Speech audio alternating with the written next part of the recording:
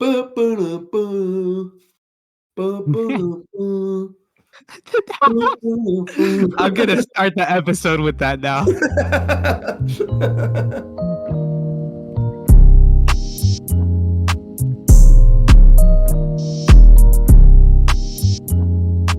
Hello and welcome back to the Second and Two podcast. I'm your host, TB. I got my co-host, producer extraordinaire. He tried to sit in and do this last week. He's back to listening to me introduce the show. Jody, what's up, Joe? What up, man? How you doing? It's been I'm a good. wild weekend to say the least, I think, right? Pretty Yeah. crazy games that we've seen, but how about you? How was coaching on Friday? Well, I mean, we lost the number 3 team in the state. I told you last weekend it would be a tough game, and it Yeah. was. Did they run Um, power and counter all day? you know what? To our credit, we did not let them run counter all day on us. We Okay. we did, the game was it was a good game. It ended up being 54-6. So you're sitting here listening to me and you're like, dude, 54-6, what are you talking about? It was a good game. But like I Yeah. actually was really proud of our kids. It was 7-0 at the end of the first quarter. Uh-huh. And we had gotten their first drive, we made them take 11 plays to score. Their Okay. second Burn drive, the we got to clock. stop in the red zone, like I told the kids we needed to do. Because you're not going to just not give up yards to the number 3 team in the state. You're going to give Yeah, up that's for sure. yards, and we got to stop in the red zone. The first drive, we had them in 3rd and 12, and my Oh, freshman safety got beat by their senior receiver, freshman. who's their best guy. And it was close though. I mean, it wasn't like he just got beat like a drum. He was right there on him, but the guy made a great catch, and my guy he Yeah. was there. He just didn't quite make the play, And then they ended up scoring a couple plays later, whatever. And then in the second drive, we, get off the field on 4th down in the red zone. We were hyped. Yeah. We ended the first quarter with a huge tackle for loss, and our whole team was just amped, and their sideline was really quiet. I mean, it was like I said, Uh-huh. they were up 7-0, but going into the second quarter, but we came to play. It was one of those deals where it Yeah. was like, you aren't just going to roll over us today. We're here and we're going to make you work for it. We're going to make you earn it. And the kids executed our game plan really well. We did not let them run the ball. We loaded the box early on. We missed a couple Uh-huh. tackles, and if they made some plays in the run game, that was why, more so than anything. But they started, throwing the ball, hucking and chucking, and we played pretty good defense for the most part. We just kind of ran out of gas. I mean, it was 21-0 at halftime, Yeah. and as the game went in like the third quarter, we got pretty well smoked. Uh-huh. We got smoked in the third quarter. The later the game went, the more it just showed like they were playing about 30 kids Yeah. between offense, defense, and special teams, and we played like 16 to 17 kids Yeah, I was gonna say, between you those guys are 3 a little bit phases. smaller, right? Like, you We're a guys lot have smaller. a lot of Like, people so the going way both that in ways. Texas, every 2 years, they do the reclassification, so they look at your numbers, and then they decide if you're going up or Oh, down or okay. staying, Yeah. and this is a team that's gonna go up next year, and we're staying. Yeah. So, like, they Okay. clearly have more numbers than us, and, they're a really good team. I give them a lot of credit. They made some adjustments in the second half too that worked. They started running a lot of split zone in the second half, and it Okay. kinda beat us up a little bit, so but I was really proud of the kids. I told them, I was like, I'm more proud of you tonight than I was in some of our wins, Yeah. and they were kind of looking at me like, Coach, what are you talking about? I'm just gonna beat 54-6. And I'm like, Yeah. no, you guys came to play and you executed the game plan that we had. And at the end of the day, we were at a bit of a talent deficiency. And really, even more importantly, we just didn't have the numbers they had, and they could play Yeah. 30 kids competently. We didn't even have 30 kids dress. So Yeah. Yeah. um, but that's just, I mean, credit to them. They're a team that's going to be really, really good when they get to the playoffs. So I thought it was a good battle for us, and it was a big difference between when we lost 54-6 a couple weeks ago to a team that was definitely not as good as that team. Uh-huh. So, but Yeah. Some upsides. we have a short week this week. We play our last regular season game on Thursday. Oh, Um, that's wild. Battle for 3rd place in district, so it's a seeding game against Okay. another, both of us are 2-2 in district play. So, Oh, okay, so it's gonna who's gonna be get a higher seed yeah, who's this gonna get time the down 3 to? seed, who's gonna get the 4 seed out of our district in the playoffs. but there's going to be a playoff game next week regardless. So we're excited for that. It's a fun week this week. Actually, the team we're Uh-huh. playing, they go between wishbone offense and spread. What's wishbone? Is that like an Like expansion of old school, you've got a fullback, two like tailbacks, a tight end, and a wide receiver. And then they okay. run all the they do all the stuff in the backfield where it's all tricky. You kind of don't know where the ball's going. They don't Uh-huh. run triple option. They just really run a lot of toss, some like ISO and lead stuff, and then some Yeah. counter.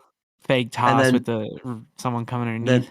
every so often they run a little play action boot concept out of it. And they Okay. try and get the tight end on a corner route or the receiver on a drag. But they do that. And then the next play, they'll go and suddenly be in spread 2x2. So you're like, all right, we got a short Yeah. week to prep for basically two different offenses. So I have to play two different defenses this week. Yeah. So That that's kind sounds of fun. interesting. It's a challenge. Yeah. Probably the most challenging game plan I've had to put together all year. And it's a short week. The nice thing is that win or lose, we're in the playoffs. And so there's True. no Yeah, you pressure. made It's it. not and quite frankly, the way the matchups in the playoffs are gonna work out for us, I don't think by winning we necessarily guarantee ourselves like an easier path in the playoffs. There's actually an Yeah. argument to be made that if we lose, it would be easier. It's kinda weird. Which we're not. I mean, we're just gonna go try and win the game Thursday and then Yeah. see where the chips fall. Regardless. Yeah, but it's so like I said, either way, it doesn't really in the grand scheme, it's not gonna really matter other than just like we wanna beat these guys and we wanna get another district win, and that's it. Yeah. Makes sense. Um, but yeah, we're gonna play our first playoff game the next week for the first time in Morton 11-man football since 2011. So it's been 12 Dang. years since they played a playoff game in 11-man. There were 6-man for like a little short period there, but Yeah. yeah, it's a pretty big deal. So we're excited.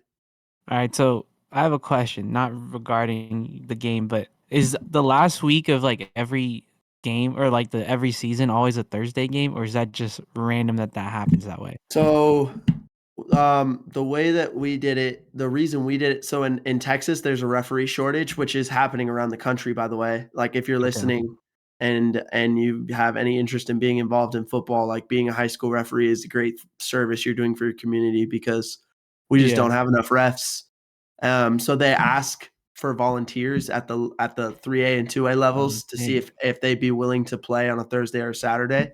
And our head coach kind of talked to me about it. This is about 3 weeks ago Uh-huh. because we were originally a Friday game, and he was like, "Hey, how do you feel about playing that last game on Thursday? If we get ourselves in the position we think we're going to be in, and we're in playoff position, then that game we can play Thursday. We'll know where we stand, and then we can go scout our playoff opponent on Oh, Friday." that Friday, go watch them. So I was like, "Yeah, Gotcha. I'm all for it." I mean, it's a little bit You can take tougher some game hand plan. signals or what? But yeah, I may do some advanced in-person scouting Michigan style. Maybe steal some signals. Opponents beware, dude. We got Connor Stallions working for us. Um, yeah, so that's why we're playing on Thursday. So it doesn't always happen that way. It just happened to Gotcha. for this one. No, yeah, because Fish told me they played on Thursday as well. They finished last week. They're going into playoffs this coming up week versus Oaks Christian. But I was like, "Oh, y'all played on a Thursday?" Because he told me this Friday. I was so confused, and then he was like, "Yeah, I'm assuming that's probably the same reason if that's what it comes down to." Hey, by the way, shout out to our alma mater for the way that they just Yeah, won their that's last a game. that's a That's a pretty no much cap no hats cap off. hat. Yeah, Yeah, that's we a can high save school that. no cap hats That's a off. little If teaser you're for the future. Yeah, I mean, seriously, and maybe we will talk about it then, but like, well, not a lot of people know that free kick rule. I mean, Yeah, so that's for credit to sure. the Coach Raymer and that staff for knowing that rule in that moment. That's pretty big time. That's cool. Yeah, I had to ask Johnny about that too, because that's the whole reason I started texting Fish on Friday. I was like, what just happened in the game yesterday? He was like, oh, bro. I was like, Raymer looks like he's big time doing all these interviews on X. I see him in Yeah. videos talking to everyone. Mhm. So Yeah. Fish coaching there?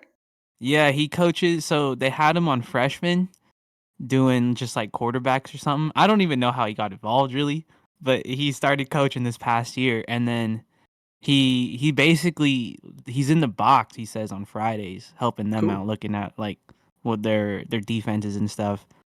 And he was basically saying he could probably get Mitch's job if he really like sticks it out with Shaq over the next couple of years when he's done, which is kind of crazy. Nice. That's awesome. Good for him, dude. Shout out Yeah, Fish. yeah. Hope he The homie listens. Does Fish. he listen to the pod? I don't know, to be He needs honest, but to. I definitely told him about this one and good old Parlay Papas too. Yeah. All right. It's the ball's in his court. Balls in your court, Fish. Come listen to the pod, bro. Become a loyal listener. All right. So transitioning to the reason that all the listeners come here. We're And the talking news about the around the NFL league. week 8, big news. All right. So unfortunately, we just had 1,000,000 quarterbacks get hurt yesterday. So we're just going to rattle down Yeah, that list. We'll start with a pretty big one. Kirk Cousins yeah. tore Kirk his looked like Achilles, tore his Achilles in a win against the Packers yesterday. I mean, honestly, it's a real shame. He had the Vikings on a winning streak, yeah. playing some of probably the best ball of his career without With Justin no, Jefferson. yep, yeah, He got the Vikings back to 400 finally, 4-4. And now it's like, I mean, what do they do at the quarterback position moving forward? I did see something today that piqued my interest. Jameis Winston, maybe a possible yeah. trade here.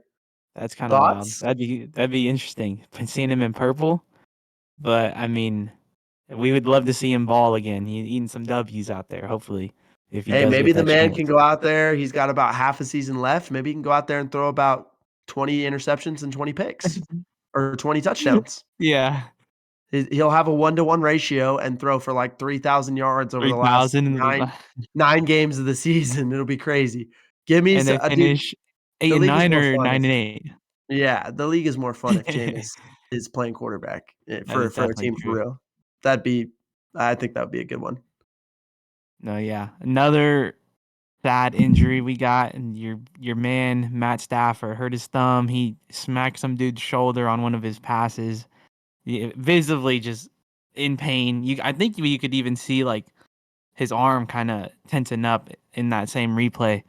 But I guess you're telling me he was day to day on that injury. He tore his Yeah. UCL. Is that what you said in his thumb? So it looks like he sprained the UCL in his throwing thumb. Kinda reminds me of the injury that Goff had in his last year with the Rams, followed through on a helmet, came down on someone's helmet, and then he taped it up at halftime and was fine, came out and played the second half, let him right down the field for a touchdown, but they ran basically the Philly special for 2-point conversion.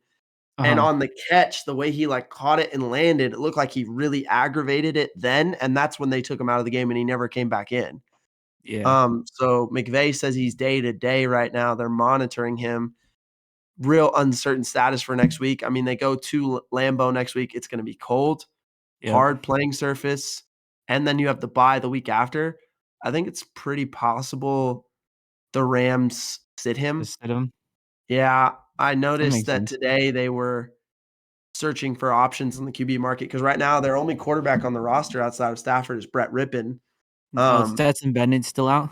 Stetson Bennett is still on the Mm, non-football injury list deal, and they've just said it's a personal matter. They haven't said anything yeah. else about him since they put him on that list in August, and nothing has changed there. So, looked like they were trying to sign John Wolford off the Tampa Bay practice squad, and he declined. He said he wanted to Oh, stay in Tampa.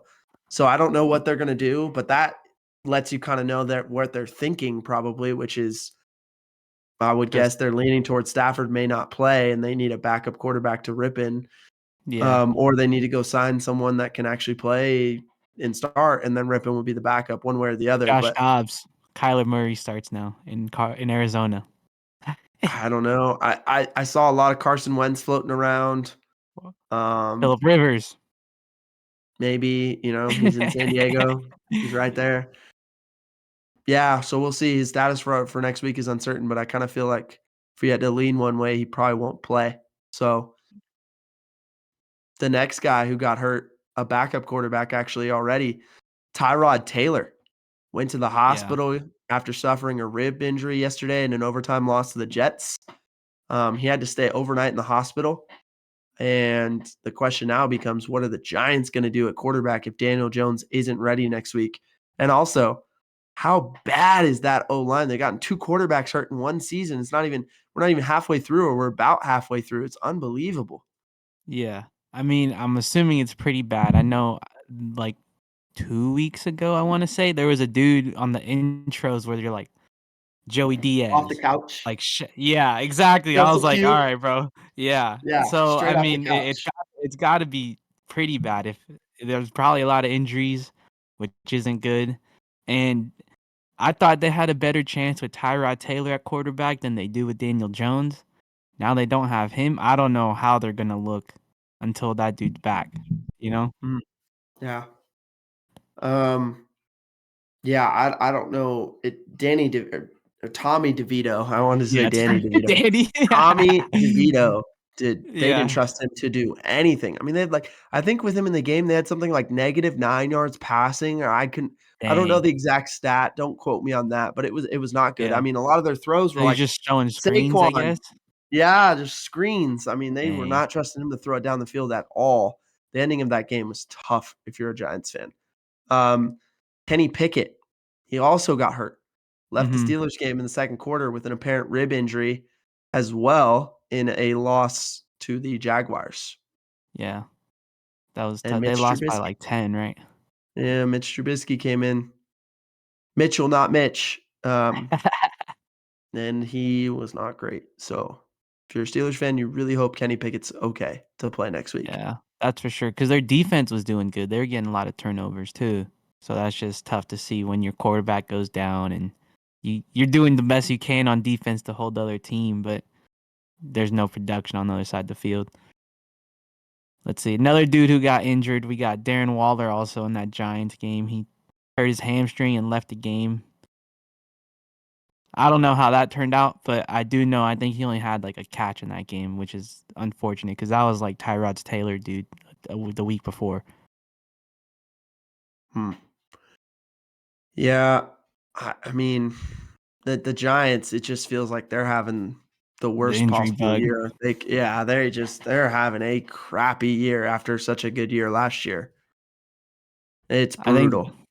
this all comes back to the turf talk too about injuries and whatnot. I mean, Yeah. they were playing in the Jets who also play at MetLife, but I mean, the numbers just keep adding up. I don't know. I don't even think there's many grass fields out there still besides like the Packers and like the Titans I could think of off the top of my head. Hmm. Packers, Titans, I think the Bears, Raiders, right? Chiefs. Because they got the moving dome thing. Yeah, the Cardinals and the Raiders have the indoor grass. The Chiefs, Oh, the the Niners, I think. the Ravens, the 49ers. I think it's about 50-50, Okay. grass to turf at this point.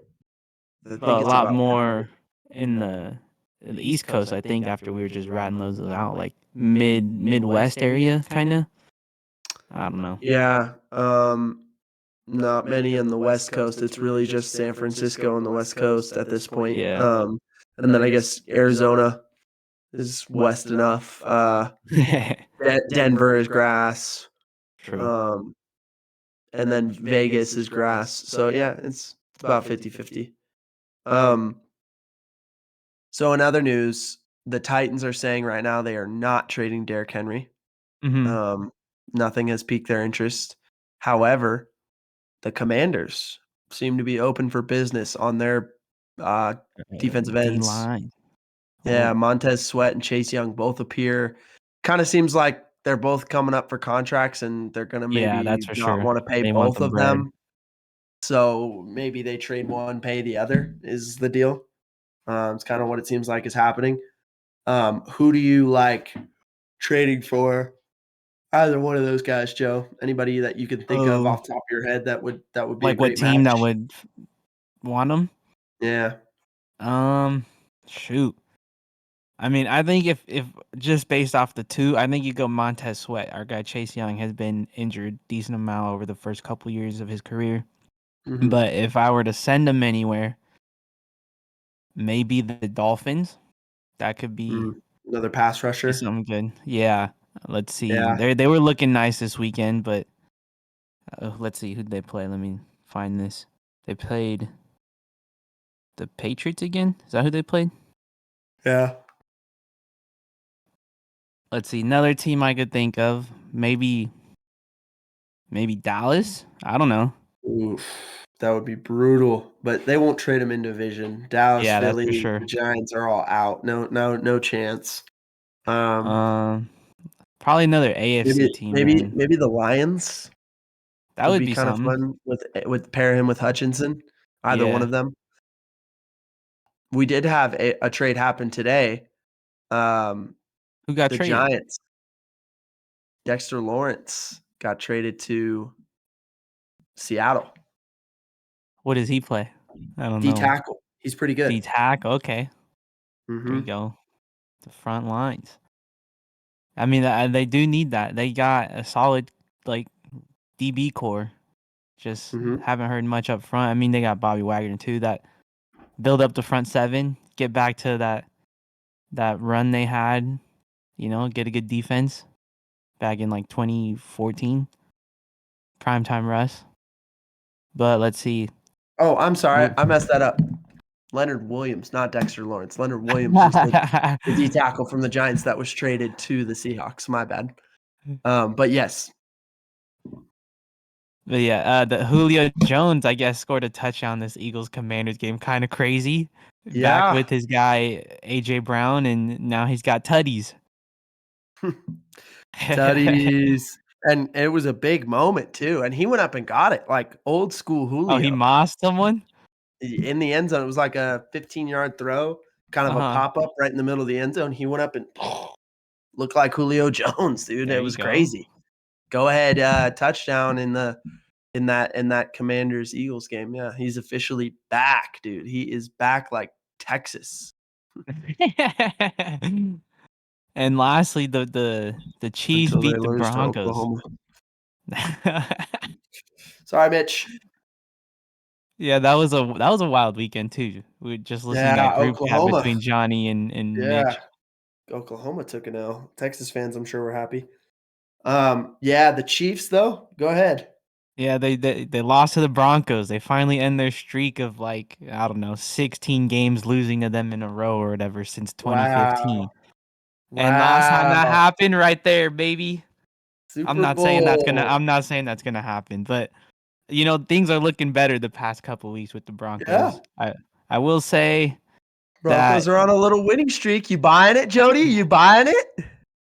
I don't know if I'm buying it, but I'm sure they're trending in the right direction at a good time. I'll say that. All right. All right. But they were throwing excuses for the Chiefs early on in that game. Patty Mahomes got IVs the night before. Taylor Swift's not in attendance. You know, there was snow, 7 inches of snow the night before. You name it, they were saying it. But the Broncos at the end of the game, I don't know if you've seen it, but they were playing some Taylor Swift as they were taking that dub, walking out the building. Pretty Yeah, funny. I did hear that. That it was what was the song? Shake It Off. Yeah, yeah, What an yeah. epic troll. What an epic troll. All right, so that's all the news we have for week 8. Give us a little fantasy football check-in, Jody. Where do we stand? All right, so being that this is gonna be out on Halloween, this is a spooky fantasy update for you. You know what I mean? We got some dudes on your team that just went ghost, like Danny Phantom, Patty Mahomes, not there, 5.64. Yeah. Jerome God. Ford, 4.9. The Ah. bet Travis Kelce, your kicker almost had just as many points as your guy Travis Kelsey at 11, though. God. Travis Kelsey had 11.8. This is Your best terrible. looking dude was Jamar Chase at 25.2. 10 Okay. catches, Okay. 100 Okay. yards, and a tutty. Let's Let's go. see. Now on my side, we had all the ghouls, you know what I mean? The goblins, monsters like Frankenstein. We got Jalen Hurts, 27.36. Christian McCaffrey, 29.8. The man himself, AJ Brown, straight beast mode out there, 33 on the day. And with all that being said, I'm up 117 to 102, and I got Josh Jacobs and Jameer Gibbs still tonight. So we're tied up at 4 now all of a sudden. Shout out 4-4. the What a Chiefs. week. Yeah, we're 4 and tied up, 4. but it's kind of crazy that it's kind of just even out throughout the whole time. Like you had I think a 3-1 at one point, but at the end of the day, the dudes just they're all beasts. We got solid group of team. They'll figure it out. All right. So let's play a week 8 game of Contender or Pretender. All All right, right. before we We're going to start, I play had a the. question. Go ahead. Contender for the Super Bowl or for the playoffs? Contender for the Super Bowl, for the Okay. big draw, for the big dog trophy, bro. All right, all right, all right. All right. So we're going to play this game with 5 2-loss teams. All right. 5 of the Okay. 2-loss teams in the league. Technically, the Chiefs are a 2-loss team. So we could have played it with them, but I was kind of keeping them out They're because gonna we've talked a lot about they're the Chiefs. fine. Yeah. Yeah. So let's play a week 8 game, Contender or Pretender, and we're gonna start with this team. The Mhm. Cowboys at 5-2, Jody. Are they a contender or a pretender? I think the easy answer is just pretender. They're a contender for the playoffs, as I said, how I had to make sure I knew what we were talking, but they're not making the Super Bowl. Their their wins have come against the Giants, the Jets, the Patriots, the Chargers and Rams, and they've lost to the Cardinals and the Niners.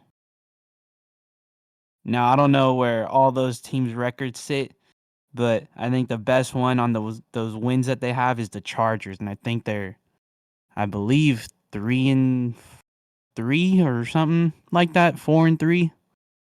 So I don't know. And the loss of the Niners, they got smoked. Let's see. I think one of those other games was really close that they actually ended up winning, but I don't know. I don't think that's them. Yeah, I'm just gonna have to say that I think the Cowboys are a pretender. We've seen this story before with the Dak Prescott led Cowboys. They have really Yeah. good regular seasons, especially since Mike McCarthy got there. They have these really good regular seasons, but they struggle to get wins in the playoffs. Yep. I don't know that it's necessarily all on Dak. I think Dak's a really good quarterback. I don't know that he's the kind of guy that's going to take you to a Super Bowl unless everything around him is elite. Now, you could make a case that this year, the thing that would be maybe slightly different from years past is their defense is Yeah, and they're legit. nice. They rank third right now in defensive DVOA. And I mean, they are, they're a top 5 defense in the NFL right now. Oh, They get pressure on the quarterback. They create takeaways. So that helps a lot. But it feels like the Cowboys offense still has yet to get in sync. yeah, that's for They either sure. have a great day or kind of just a bad day, and they've never been able to run the ball and throw it all together. It Mhm. just feels like they've never Yeah. quite put it together. And I think when it comes to the playoffs, I just they'll be a tough out. I wouldn't be surprised if they made it to the divisional round, but I would be Yeah. surprised to see them even in the NFC Championship game at this point, unless things around them change. So I'm Yeah. gonna go with a pretender as well. I'm gonna add one quick note too. This is like the common like Derek Carr talk where it's like if he had a good defense, he's making the playoffs. Like Mhm. Dak is kind of that middle of the pack dude more often than not. The only thing that like is a sure thing for him when he's throwing the ball is CeeDee Lamb at this point. Gallup, he was struggling catching the ball. Brandon Cooks, I don't think ever gets touches either. So at this point, we just got to see how their defense holds up. But the next team I know you want to get into is the Dolphins. Now their wins have come against the Chargers. I guess they paid the Patriots twice already. The Broncos, which obviously we know they smoked them by 50. The Giants and the Panthers, and they've lost to the Eagles and the Bills. So right now, it's interesting because the Dolphins feel like they might be the team that has the great start to the regular season. I know I've mentioned this on here before, Uh but huh. fade when it comes to the playoffs. Yeah. Their offense is truly elite, and there's no Oh, denying crazy. that. They are the number 1 offense by DVOA right now.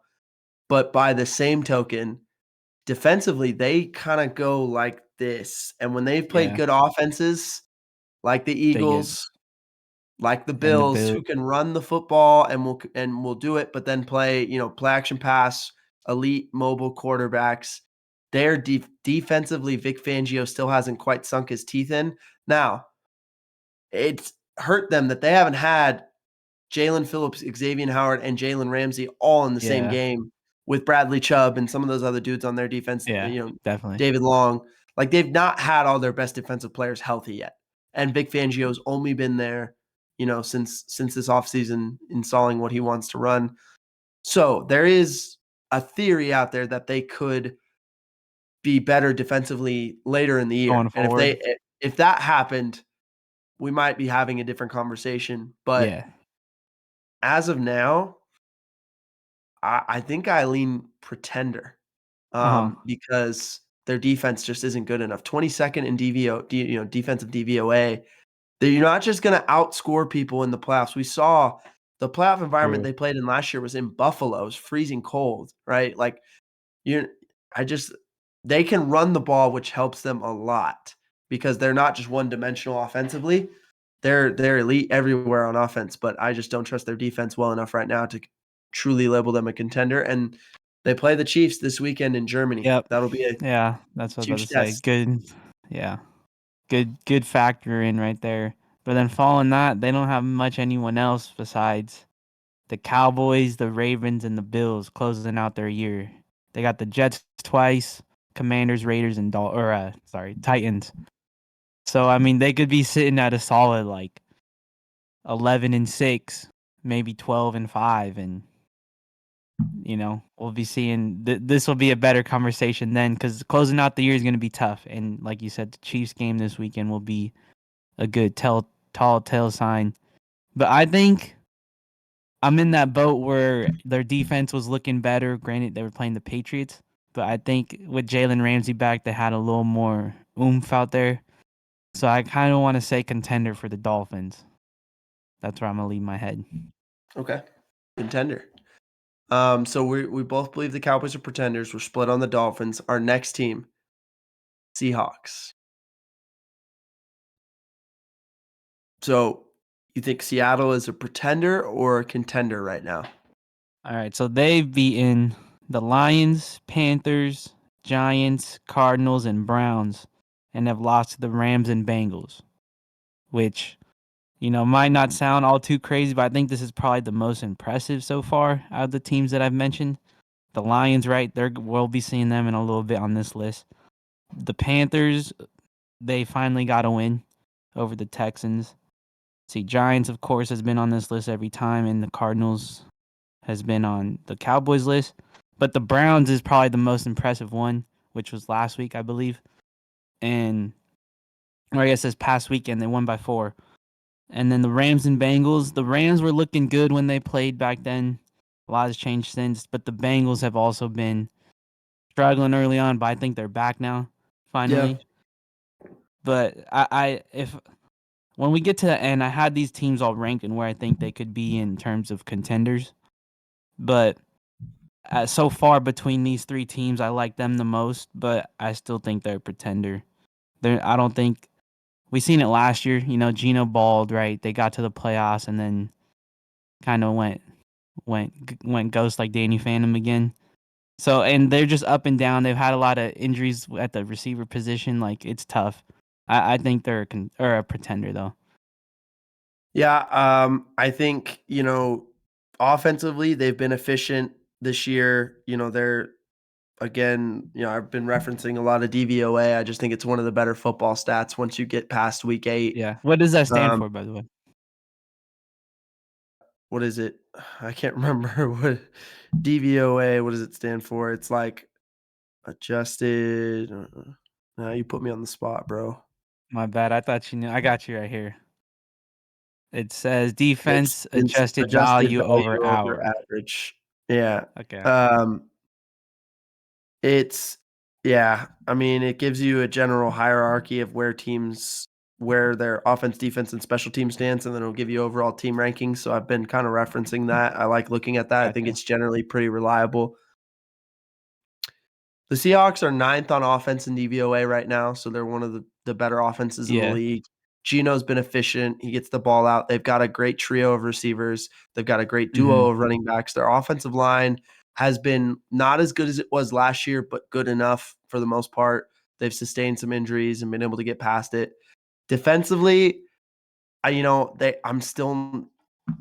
buy their defense very, they can't stop the run well enough right now. That's Yeah, part I of feel why they that. just made that trade for a D tackle today, which may help them a lot. They have elite secondary play right now. I mean, between Tariq Woolen and Devin Witherspoon and, Mhm. and Love at safety and Quandre Diggs, and then, bringing even back a healthy Jamal Adams, aka Blitz Boy, like and then they brought back um, Bobby Wagner. So I was really Yeah, in the expecting their defense offseason. to be better. They're great Yeah, against the pass, not very good against the run. That's why they just made that trade, and maybe that'll improve them. But at the end of the day, the thing I can't get past, I think they're going to have a really good regular season. I picked them to win the NFC West, and after yeah, about 4 or 5 weeks, that was looking like a stupid pick. Now they're winning the NFC yeah, West right true. now. So it's very possible they could do that. And I always thought they would be a really good regular season team. But when it comes down to nut crunching playoff time, I'm just not sure that Geno Smith is going to be out dueling Yeah. Jalen Hurts or, you know, I mean, golly, there's not a lot of other NFC quarterbacks I Maybe can reference Dak. here. I don't You know. know, I mean, I would but say they're probably similar even maybe, if they, but yeah, I don't see him I guess maybe because the NFC isn't loaded at quarterback, my argument here is kinda null because if they were to make it yeah, to the NFC Championship game, they're a it's contender at that probably point. I Jalen mean, Hurts at that point, yeah. they're a contender. I can't say they're not a Yeah, contender if yeah, they made it true. to the NFC Championship game, and I could see that. I mean, so I was leaning pretender. Talk Ah, yourself to Contender? I might have talked myself into contender because they're just the Ooh, NFC QB group right now is not very good. It's not yeah. elite. I think if you had to rank them, it's like Jalen Hurts, Jared Goff, Ooh, that's a good Dak, one. Geno might be 4th right now because Kirk Yeah. Cousins just No got Kirk hurt. Thuggins. Yeah. Yeah, and Stafford's hurt. He would start off to a good start, but he's hurting right now. I mean, the NFC is not loaded at Brock quarterback. Purdy, I guess, is somewhere in there. But he's not looking good either. He hasn't been playing well recently. Yeah, so, I mean, Geno might be the 4th best quarterback in the NFC, and the team around him might be good enough. Yeah, I guess I'll go contender with Seattle. I kinda talked myself into it. I was gonna say pretender, but I'm gonna go contender here. Alright, what if I tell you they play the Ravens, the Niners twice, the Cowboys, the Eagles, all still in these upcoming games? We'll find out if they're a contender for real with that stretch. I mean, that's 5 really hard games. Yeah, and So they if they have were so it to goes lose all 5 of Ravens. those, I They got mean, Ravens, the Commanders and Rams, and then they got the Niners, Cowboys, Niners, Eagles. So that's a tough stretch right there to that was their I'm sure that was preseason, that was the probably. tough stretch for them that I picked. Yeah, I guess we'll find out as the season goes whether they're for real or not, but True. right now, I'm gonna lean towards contender. Perfect. Which leads us to the Jaguars, who had a shaky start, who I thought, they were gonna be amazing at the beginning of the year. I said I think Trevor Lawrence was gonna win the MVP. That's definitely not gonna happen. But I mean, they're 6-2. Let's see. I have them beating the Colts twice, the Falcons, Bills, Saints, Steelers, and they've lost the Chiefs and Texans. Um, the Jaguars are my favorite team probably on the list. I think they're a Ooh, definite okay. contender. I think they have played some of the best the AFC has to offer and looked Mhm. like they belong in every game, win or lose. Yeah. Um, they are one of the more balanced teams in the league right now. Just Yep, being that's for that sure. their defense, I told you last year I liked their defense. A lot of people looked at the Yeah. numbers, didn't like it, but I could tell they had some young players that were getting better. I liked what they did schematically. A lot of their defensive coordinators' ideology aligns with the things I think I like to try and do defensively. So I get a lot of teach tape from their defense because I like a lot of the things they do. And they create takeaways defensively. They're a top 5 defense in DVOA right now. Yeah, I that's don't a think good. anybody saw that coming before the year. And offensively, they're actually, the thing that everyone thought would take the turn, they're 12th, which is not bad, but it's not kind of what the firepower we thought they might be. Their defense has Yeah, helped them win a lot of these games on this winning streak. And they've won all these games in freaking London and on the yeah, road. They had to go to Pittsburgh this weekend of all places, and they won that yeah. game. You told No, me that Kenny was a Pickett was shaky hurt, bet. but yeah, I was nervous about it because it was in Pittsburgh, and you know how they are. But Yep, Kenny Pickett got hurt and changed the game a little. But true. even still, I really like Jacksonville, and they're going to pick up some more wins in that AFC South. I assume going forward. So I think they have a really good shot to get a top 2 or 3 seed in the AFC. And Mhm. then, Yeah, definitely. we'll see what the AFC playoffs are gonna be an absolute bloodbath because there's so many good Who's the teams. most healthy at that point? There's like 10 or 11 teams that have 3 plus wins in the AFC right now. It's insane. So, um, yeah, but I like Jacksonville, even though they're in the same conference as Kansas City, Baltimore, Buffalo, Miami. I really like Jacksonville. I think they're a balanced team, and I think they have a really good shot. Yeah, no, I do like them a lot. You said you have them as your favorite. I have them as second for me, but they've been doing well the past like 4 weeks. They're on a little streak, I believe. I think they're getting to where I thought they would be in the beginning of the year for sure. They definitely when you start off losing 2 out of the first 3 games and you beat the Colts, right, on that first game, it's like, Mhm. alright, it's not looking good. You lost to the Texans, rookie quarterback, lost to the Chiefs. That was a little scrappy game.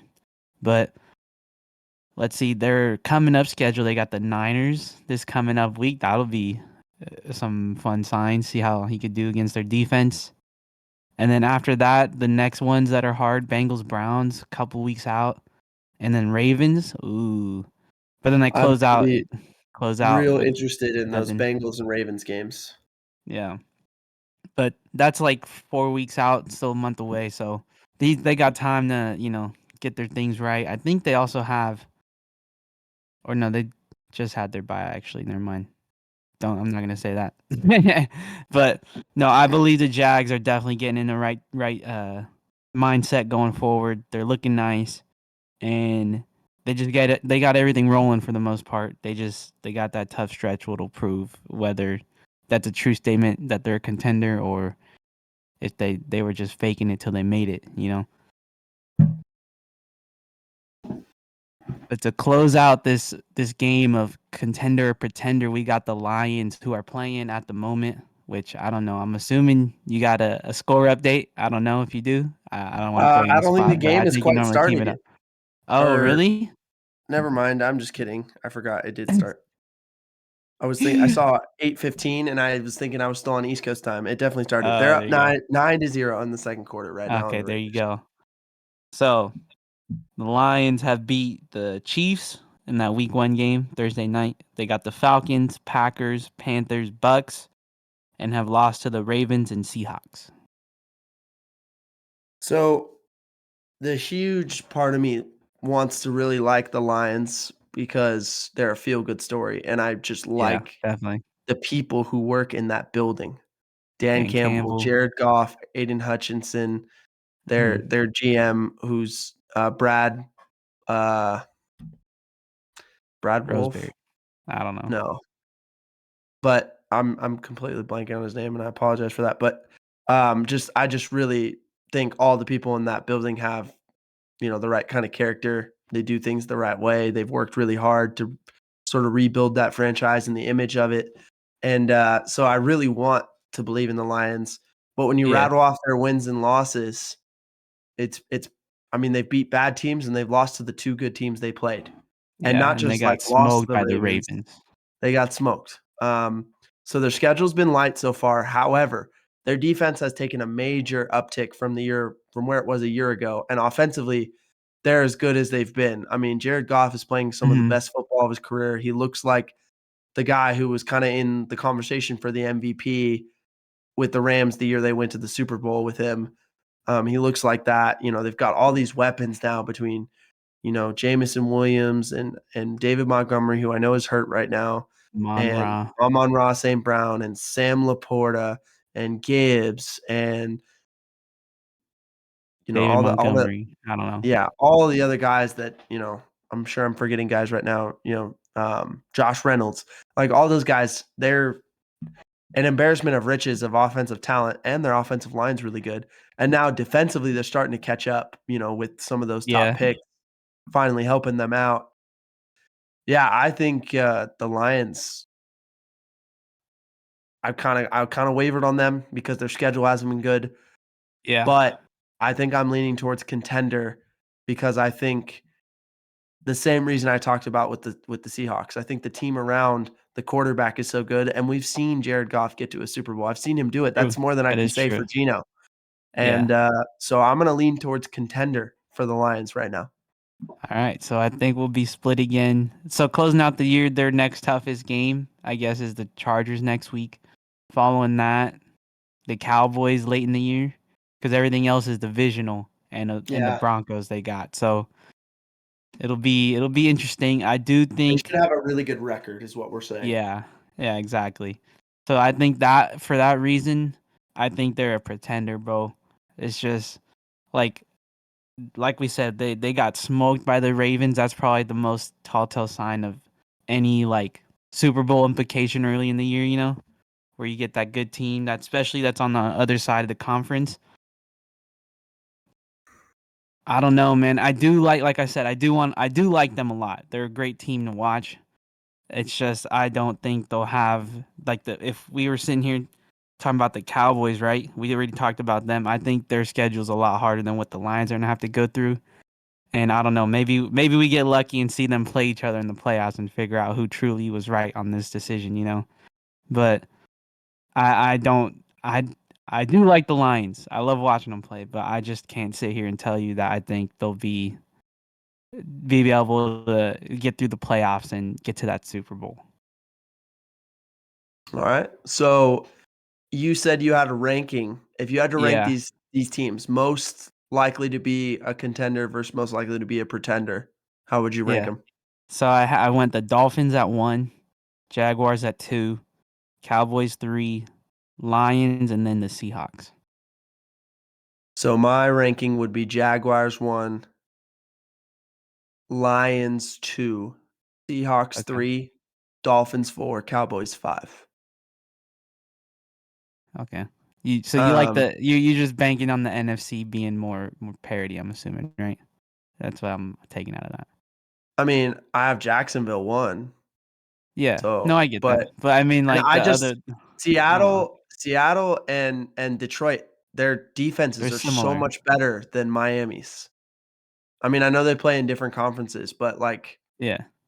I like their defenses way better. Now, the Cowboys being in last is more of a I know their defense is so good, so I'm kind of, uh, being a hypocrite when, I'm sort of circular, reasoning here.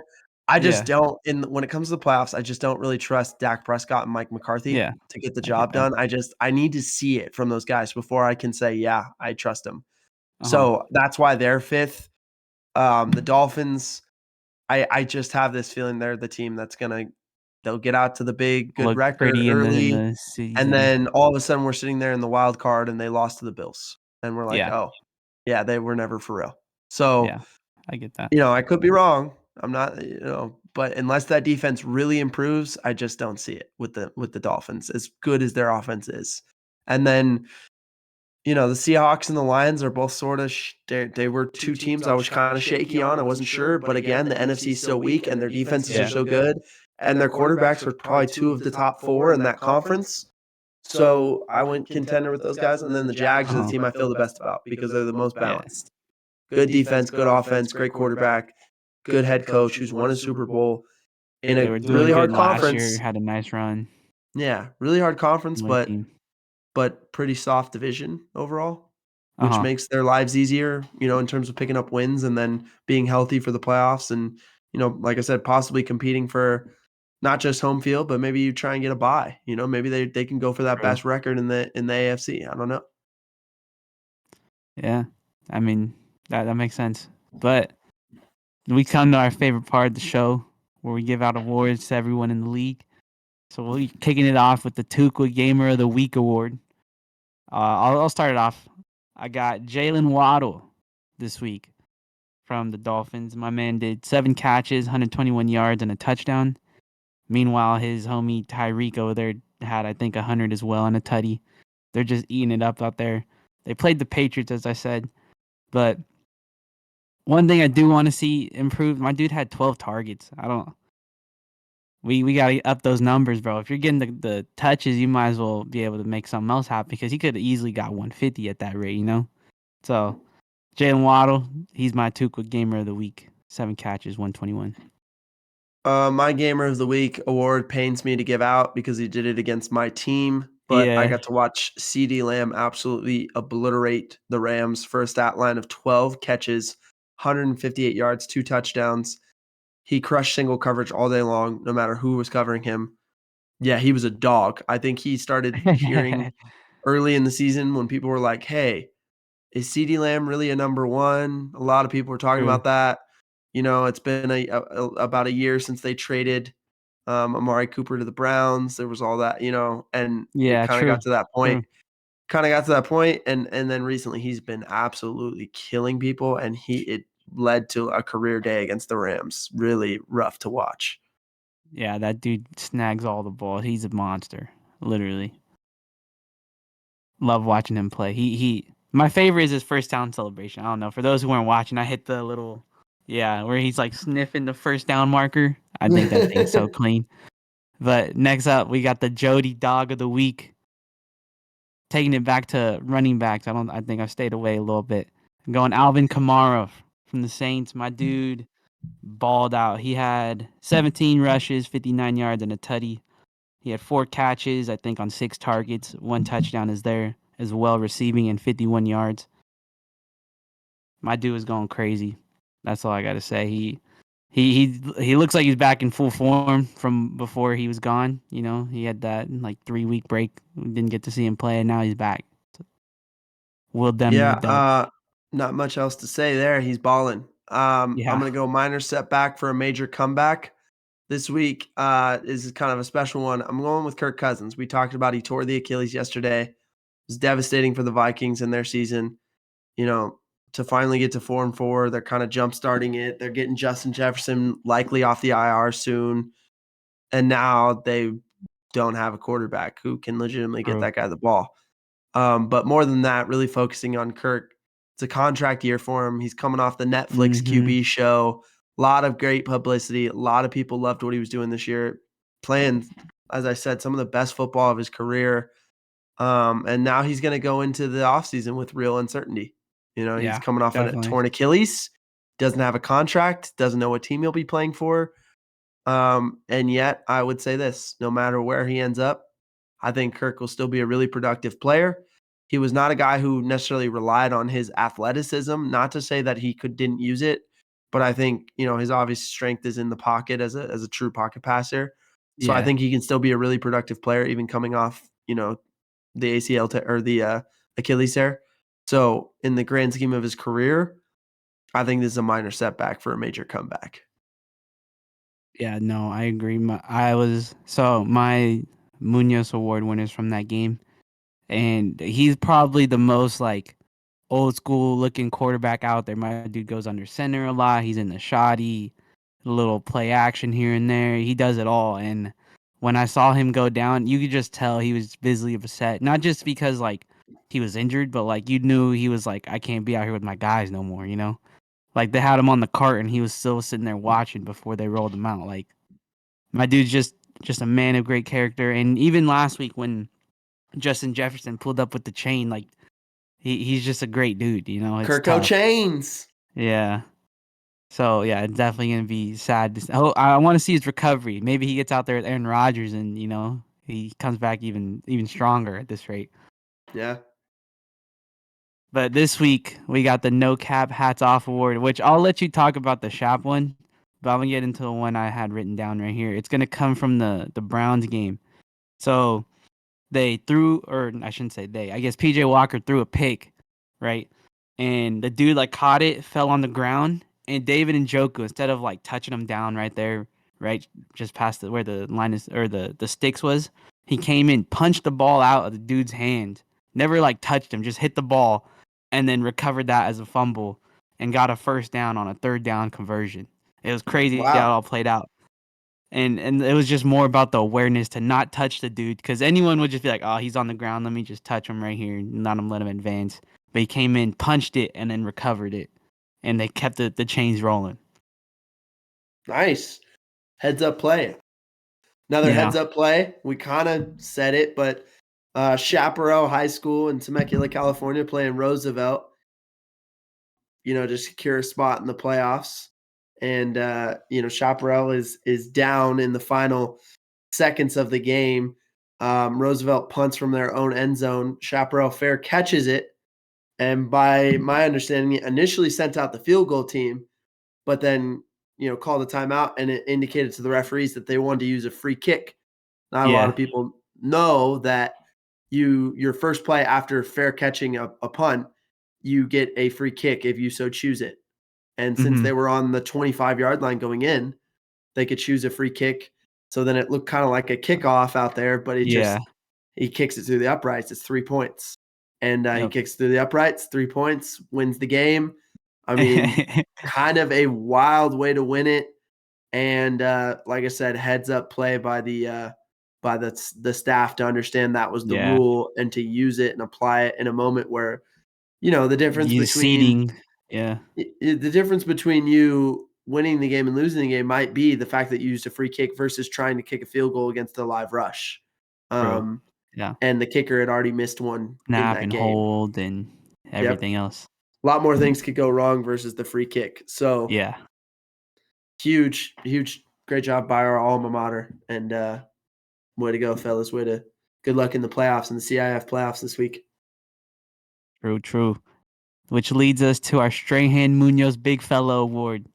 I'll kick it off. Let me see if I could even read this guy's last name. Oh, okay. I got it. I wrote down, I was doing this while holding the paper today, so everything's all shaky. But my Munoz Award winner today is going to be Garrett Bradbury. He's going to be the center for the Vikings, Yeah. number 56. My dude has crazy pass pro. He was looking nice out there. They had a screen to Addison. This dude ran straight there, had a nice seal, let him get like a little 20-yard like gain where he got smacked on the side. It's one of his highlights that they've been rolling around. Let's see what else we got on my notes. He had another screen on they threw it to Osborne on a screen. He had ran past the defender, and instead of hitting the crack block, getting the penalty, he just stood there back to him, like hit Oh, the he did the shuffle. screen. Yeah, Let's like a real go. I screen. love Yeah, seeing a good screen, dude. yeah, and Smart then play. let's see. Lastly, oh, there was one of his pass pros. They hit a stunt, and his check off of the dude that he was guarding with was insane. He had the right read. He had great eyes on pass pro for sure. So yeah, my guy was killing it. No tackles that on the people he was guarding, but he does well for pass pro for sure. All right. I'm going to the Texans and Panthers game to shout out a guy who had a fantastic game for the Texans, and that is Jonathan Greenard. The fourth-year defensive end out of Florida had 2.5 sacks and 3 solo tackles. He has 6 sacks this Dang. year, and he's becoming a really good complementary pass rusher for the Texans, as they're building that defense under D'Amico Ryans. Obviously everyone loves Will Anderson, their top pick Yeah, this year. But like there's a couple guys there that have been there that no one talked about because they were there during the they're just previous getting regimes that smoked. were so awful. And Yeah, they've developed a little bit. And Jonathan Greenard's one of those guys. I mean, he's not a nobody. He was drafted in the 3rd round out of Florida, but he kind of yeah, just sat in Houston for a little bit, and now he's really starting to come on. 2.5 sacks in one game, 6 on the year. So that's shout out to huge. him. He had a really good game, even though they lost, and I think that'll keep showing up. So good luck to him for the rest of the year. Yeah, that's dope to hear. Cause yeah, third round draft, you're definitely a solid defensive dude for sure. Mhm. But speaking of more draft picks, we got our Who's Cooking Award, and I'll let you take this one because this man got to start. Bro, Will Levis is out to prove the haters wrong, myself being one of them. I did not, I mean, I don't speak think we both didn't really like him, to be honest. and not that I didn't like him, but just Well, compared to the other in top our five, prospects, yeah. he was 5th. He was my 5th favorite. Like, I had Mhm. Hendon Hooker over him. But man, oh man, there was one thing that was undeniable with him, and it was always the arm talent. Yeah. There's a couple throws he made yesterday that will have you going, well, there's about 3 guys in the league who can make that throw, and it's Patrick Mahomes, Josh Allen, and freaking Will Levis, apparently, because he made there's one, he makes a throw off his back foot while he's getting hit, and it literally zips 40 yards down the field and into a receiver's hands, perfectly across the field. And I was like, wow, that's a throw. Yeah. Um, he had about as good a debut as you could have had. 19 for Mhm. 29, 238 yards, 4 touchdowns. He absolutely cooked the Falcons in a huge win for Tennessee when you kind of thought okay, they're starting the rookie. They're trading some guys. They're probably kind of quitting on the year. And instead, no, their rookie quarterback goes in there and looks unbelievable, and they win the game. So shout Yep. out to Will Levis. Yeah. Probably had some Another. mayo as a celebration afterwards. Yeah, that's for sure. I will say they brought up the stat in the game. I had to look it up real quick. He joins Marcus Mariota and Fran Tarkenton as the only other people to throw 4 touchdowns in their first game. Which so they Well, also good. had the Titans other quarterback in there. And not to mention they were rocking the sweet unis, bro. They had the Houston Oilers on. But Hmm. my guy who's cooking this week, I've kind of talked about it briefly at the top. I got Joey B. My dude was eating. He went 28 for 32, 283 yards, 3 tutties, not to mention 6 carries for 43 yards. I think he's back finally. My dude's calf, He looked good. 43 rushing yards. I think his calf is doing a lot better than it He was looked week good. 2. And yeah, that's for sure. He threw a tutty to our guy Yashiva again. I was gonna make a joke about that, but I didn't want to use my Spanish. Um, but no, he was slinging the rock all around. Everyone was getting involved, and like I mentioned, our guy Jamar Chase had a 100 piece on the day. So definitely looking like the Bengals are back. I do hope our guy Hendricks is all right. He got stepped on and looked like he was hurt a little bit. But other than that, my guy Joey B, full form now, coming back. The window's open as long as he's QB. Nice. All right, so we've got our last award of the week. Wait, did you change the name on this award, or did it type out that way? No, it typed out that way. I Okay, saw it and okay. I was wondering what you were doing there, but the Boo Boo Evans Award. Take it away, Jody. Who you All got? right. So like I said, I told you when we weren't recording, we had a power outage today. It was scheduled. It was a block from 9 to 6. So I was doing everything on my phone today to make sure I could get prepared. So the fantasy points, I had to go open a tab on Safari, get the score, go back to the Google Sheets form, type it in one by one. This is a lot more complicated than it sounds. Because on my computer, I look at one screen, I look to the other, type it in, back and forth. So on the Boo Boo Evans Award winner, it's Jarek McKinnon. But on the award itself, it says Rick McKinnon. So shout out autocorrect for making up their own name on excuse me, Jarek McKinnon. My dude had 2 rushes for -2 yards, 1 catch for 11 yards on 2 targets. So he couldn't get it done with his legs in the running game and barely did much in the receiving game. I don't even know how this is not. I shouldn't say I don't know how this is possible, but it's crazy that we've had 2 dudes from the Chiefs already on this award when the past couple weeks have kickers, which missing field goals is still a terrible thing going on around the league, which is crazy. But I guess you can't always assume they're automatic. But yeah, my dude Jarek McKinnon this week couldn't do much in the run game nor receiving apparently. Yeah. Yeah. I had him on one of my fantasy teams for a while. He got dropped. Ooh, there you go.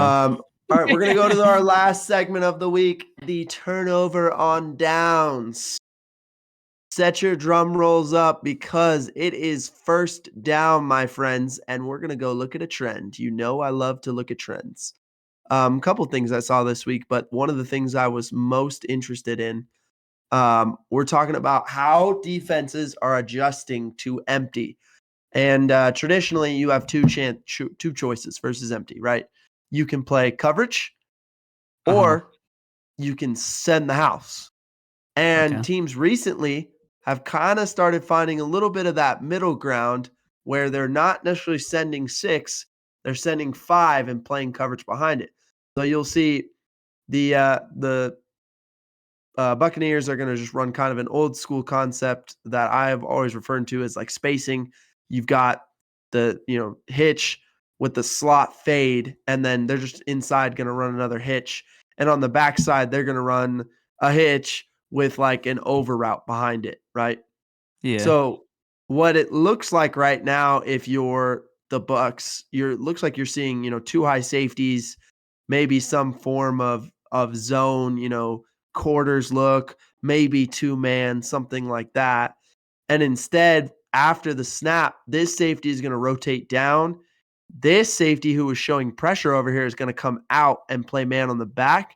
And the safety looked like he might be, one of those high safeties to the boundary here. He's going to float to the middle of the field and become a middle of the field safety. So Hold they're going to on. play man free, Can you tell right? me which safeties? Because I don't see your cursors pointing them out. You don't see If it, that makes what sense. I'm doing right now? No. I don't see no cursor on the board. Oh, well, darn. All right. Mm. Well, There it is. She's back. okay. So the safety on the slot to the 3 side is going to pressure. The safety who's high back there is going to come down on the slot on Mike Evans. And There then you this go. safety who to the boundary looks like he may be playing zone or some form of man, whatever, right? He's going to get to the middle of the field. And then this safety who is showing pressure is actually going to get out and play man coverage on the back. So they're going to send 5. You're going to get a stunt where Leonard Floyd and Ed Oliver are both going to go inside. And this blitzer off the slot is going to go outside. So we'll see what happens.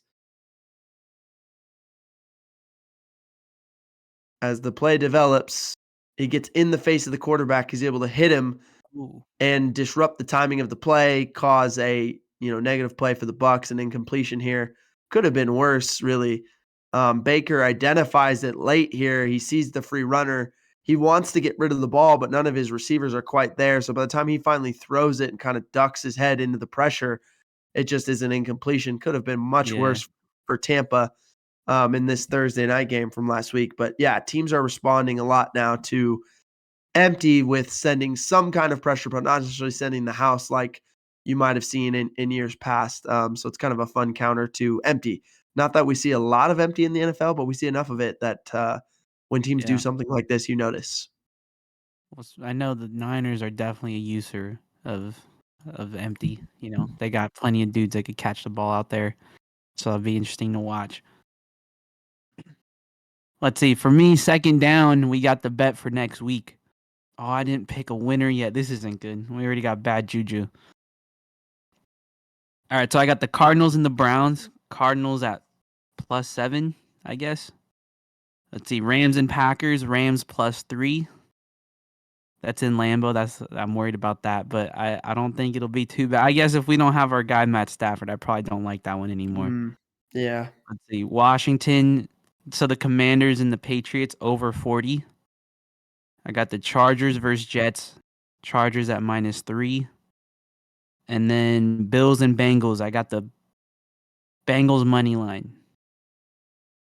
I think that's a statement game. All right, I don't know where I'm going with this one. I think I'm gonna just play it safe and go Commanders Patriots over 40. I guess that's the easiest play I could make Ooh, today. Mac Jones and Sam Howell are gonna cook, huh? Guess so. Yeah, yeah. I mean, 40 is really low. It's really low, I but do. True. I think the Washington Commanders will definitely ball out over, you know, weaker DBs, I guess, from the Patriots, and I just think Mac Jones have been looking a lot better in recent time. So maybe they Okay. could, we just need a 24-21. We'll be chilling. Fair enough. But All right. it's also game time decision. I haven't won the last time I done that, so we'll just have to pray. Pray on it. All right. We're going to go live once again to the third down breakdown. So I'm going to look at the Seahawks pressuring on 3rd and 3 to create a takeaway, which would eventually lead to their game-winning touchdown. They're down 20-17. They've got 2 timeouts. It's just in front of the 2-minute warning, 2:04 to go. If you're the Browns, you have 2 choices here. You can run the ball, hope you get the first down, and then if you don't, punt it after the 2-minute warning, right? Mm-hmm. You're kind of near midfield, not Yeah, quite in a spot where you could get in field goal range, but certainly, you could run it and then maybe look to go for it on 4th down, right? Or you can put the ball in the air and see if you can go get a first down, be really aggressive, see if you can get one. yeah. And so they went to look to throw with PJ Walker here. And they're going to run to the top. They're going to run the slant flat combo. They're going to run the back right to the sticks, and he's going to kind of turn around. And then the bottom, they're going to run a little follow concept where you're going to get essentially like an over route or like a really deep slant from the slot with a just truly a sticks route from Amari Cooper. And Amari Uh-huh. Cooper is going to get to and just try and get inside in a spot where PJ Walker can put the ball in his chest and get him a first down. The Seahawks, on the other hand, are going to bring a pressure. They're also going to blitz off the slot. This isn't verse empty, but Oh, kind of similar to what Buffalo did. They're going to send Jamal Adams off the slot. They're going to blitz him. And he's going to come through the B gap. The end is going to get up the field, widen the tackle, and Jamal Adams is going to come into that B gap, and no one's going to see him coming, right? yeah. On the back end, they're just playing essentially a version of match quarters. Bobby Wagner and the other backer are the hook defenders. The corners are going to read 2. They're going to come off if 2 comes flat. The safeties are going to drive number 1s running those slant routes, right? And so you'll see PJ Walker, he makes a decision here that costs his football team. He might have had a better throw, and we'll look at it. It's a great call by Seattle too, just by the way. And could have made it 50% on the day for 3rd down conversions. Could have. All right, so Jamal Adams comes off the slot. Now, initially, he really wants Amari Cooper. Mm. Tariq Woolen is just in such good position, though. He's not letting Amari Cooper get inside on him. Bobby Wagner is Forces the throw. sitting on Elijah Moore here, right? They're sitting on Donovan Peoples-Jones there. They're sitting on Amari Cooper. I think if he could have got the ball to the flat in David Njoku's hands right now, that corner at the top of the screen isn't in exactly great position to flip his hips and make Yeah. that tackle before it gets the first down. But PJ Walker Or was so even the locked in running on back right Amari there. Cooper. Yeah, he might have been able to get it to Jerome Let Ford and him let just him run barely through get the the first man. down. Yeah. But the pressure is in his face because Jamal Adams comes untouched. And Blitz Boy, as he is affectionately known, comes through, creates the pressure, gets his hands on the foot, forces the throw, hands on the ball with Tariq Woolen. Ball pops up in the air, and now it's an interception. Seahawks have great field position and Yeah. now can drive the other way, right? So Oh, that hit his boom. helmet? Yeah, it hit Jamal My dude's Adams on playing the helmet. soccer. Wrong football. Yep. Great interception off the ricochet by the safety Love. And turns out to be essentially a game-winning play for Seattle. So huge play. The difference between, 5-2 and 4-3 for these two football teams really turned out to be Blitz Boy coming off the edge, hitting the ball on his helmet, causing an interception. Huge play. Yeah, so 3rd down, we got the 4th down. I don't know how to count today. We're running, or we got penalty today. I threw a penalty replay, offset Replay replay third 3rd down. But no, 4th down, we got the bad beat. So I had a simple one, Ravens -10. They didn't hit because Justin Tucker missed a field goal. But I've been venturing into X to find bad beats. So this one, this guy had a 3-player prop of people getting over 100 yards receiving. He Mhm. had CD Lamb, Jalen Waddle, which we both touched on. Both over. Yep. And Devontae Smith. And Devontae Smith ended up with 99. Oh, no. Give the man his money. Give the man his money. Golly, that's tough. That is tough. All right, well, we gotta finish this thing out. Banger of the week, Jody. It's your week, dude. Halloween week. What you got for us? All right, so this song, it's made by little kids. So I got to preface that first. But it was Arian Foster's kids. They made it. It's called Knock Knock. They put out the music video for it yesterday on X. Okay. The song's pretty. It's a pretty good song. It's got some nice flow. It's a lot better than "Don't Talk to My Man Like That." But Okay. but Okay. but it's definitely catchy. The visuals look nice on there too. And I also want to just touch on some favorite Halloween candies to get in your bag because, I'm assuming people will be doing this. Hopefully listening to the pod during the day and then they get to close out the night eating Okay. them some Okay. candy. So I think, you got the classic. You got Snickers, Kit Kats. Maybe you get some Sour Patch Kids. You get a little lucky. Swedish Yeah. Fish is solid. I think a sleeper in my eyes is like Milk Duds. They just you chew them up, they get stuck in your teeth. Kind of fun, kind of similar to like the Tootsie Rolls. Not the coolest thing to see in the bag, but they got a little special place in your heart. Okay. But if my true favorite one to get is the Kit Kats, but the orange ones. So they only put them out during Halloween. It's like the white Yeah. chocolate flavor, but they're Yeah. orange. Yeah. Yeah. I don't Yeah. know why, but those are my favorite. And They hit, you can't huh? go wrong with the classic Reese's as well. They got pumpkin shapes. They do the eggs for Easter. They all sorts of things. But my true favorite is that Halloween one with the Kit Kat orange. Yeah, if I had to rank Halloween candies that I could get in my bag, first of all, you have to separate the chocolate from like the fruity flavored stuff. True. Yeah. So True. I'm just gonna go with the chocolatey things. Um, I think number one on my big board is almond joy. Love a good Oh, almond okay. joy. I don't know if you seen or listened to Bussin' with the Boys, but they had controversy on that one, talking about That this someone a didn't couple like weeks back. coconut. It's a classic, Yeah. dude. You either love or hate almond joys. I like coconut, therefore I love them. Yeah. And they are better than Mounds, by the way. They're better. I like the What's Mounds? I almonds. don't even know what that is. Mounds is dark chocolate covered coconut. Almond Joy is Oh, milk okay. chocolate covered coconut with the almond, and it's just better. Yeah. It's that crunch from the almond makes all the difference. Um, so we're gonna go Almond Joy 1, Kit Kat 2. I, like you, Uh-huh. love a good Kit Kat. The crispness of the wafer with the chocolate Yeah. is A1. And then 3rd, it's a real close one, but I'm gonna go Snickers. I really like the Yeah, the Snickers, like the classic for little sure. minis. Yeah, that's Yeah, nice. yeah. You get that And you one do bite. just pop them in like nothing, bro. Yeah, and if I'm gonna go with a fruity flavored thing, then there's no other comparison. Sour Patch Watermelon, that's the one.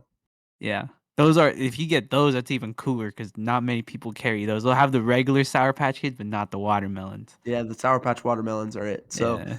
that's What my about ranking Twix? of We didn't even Halloween mention candies. Twix. Whoa. Twix, it's good, but it's not elite like those other ones, dude. Twix is like the Derek Carr of candy. Oh, it's just mid? Yeah, it's mid. Dang. Sorry, bro. Sorry. That's I tough. do like a good Alright. Reese's too. It's just such a Yeah, yeah. like, I It's can just have a Reese's you can have any that time whenever of you the want. year, and I feel Yeah. like Halloween, there's like a different, aura Yeah. of the Like candy, Milky so, Way, that's another one that's like a little sleeper, I think. That's like a yeah. classic staple Halloween candy. Yeah, I don't know. If I Um, had to rank mine, I couldn't even tell you. I it's could hard. sit here and mention a ton of candies. I don't even know, but I'm just trying to think of like those regular big bags where they got like 5 different candies. We didn't even mention. Yeah. Hold on, we didn't talk about M&Ms, peanut M&Ms, or regular. Dang, I'm it's not tough. M&Ms are good, but they're kinda like Reese's for me, where it's like I Yeah, can you could have have them those in any point whenever. in the year. I kinda feel like those other candies I mentioned, I feel like I only really have at Halloween for some reason. Yeah, no, I especially the don't know. almond joy. That's a definite Yeah, like they yeah. have those on Halloween. Yeah. I will say also I wanted to add just because it's Halloween, I'm Uh-huh. gonna give us a bonus banger of the week. Ooh, Um, twofer. So I recently watched this movie over the weekend with Jill. We watched the movie together. Is it She's not a scary huge horror. or- She's not a huge horror movie person. Uh-huh. But we were in the spirit of the season, so she was able to kind of get through it with me, and it was good. She liked it. She liked it too. So there you go. Anyone out there who's like, Okay. I'm not huge in the horror, she liked this one.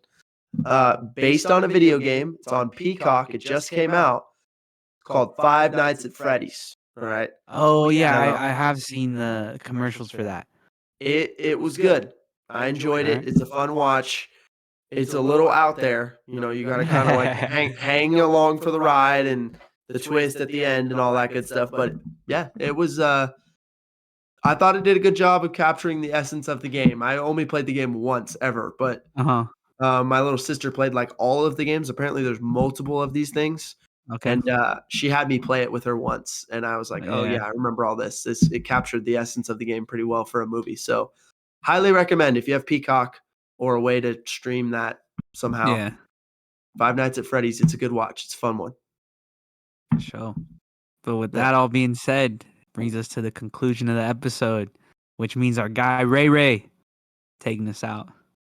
Happy Halloween.